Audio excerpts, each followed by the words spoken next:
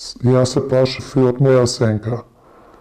Постојан стрес, малтретирање, закани. Вака живеела нашата соговорничка додека била во брак. 15 години трпела семејно насилство од сега поранишниот сопруг, но и од неговите родители. Помош побарала дури кога ситуацијата станала алармантна.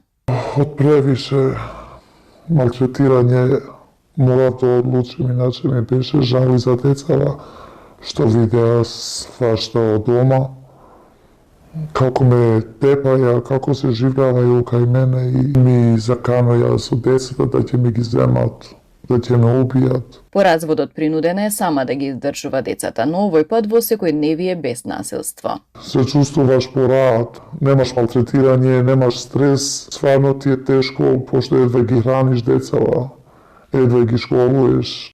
Од Сдруженијето Женски форум, кој освен на оваа жртва помогнало и на многу други во изминатите 20 години, велат дека на повеќето животот им се подобрил со поддршката која ја добиле. Доаѓаат кај нас во едно сосема поинакво издание, со вратена самодоверба, со подобрен социјален живот. Често пати се обидуваме да ги вклучиме и во програми за економско зајакнување, доколку има можност.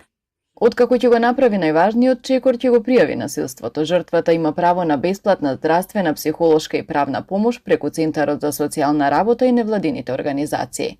Со посета на обуки за одредени професии добива можност и да се вработи. Една од целите на стручните лица е жртвата да се реинтегрира. Ако жртвата економско се зајакнува, тоа е најбитно за да се реинтегрира и да почне да живее живот без насилство, самостојна и да се грижи, бидејќи битно е да и се враќа самодовербата и да се развијаат потенцијалите и капацитетите за да продолжува да биде интегрирана. Во Тетовскиот центар за социјална работа во 9 месеци од годинава има над 80 случаи, што представува зголемување во однос на претходните години.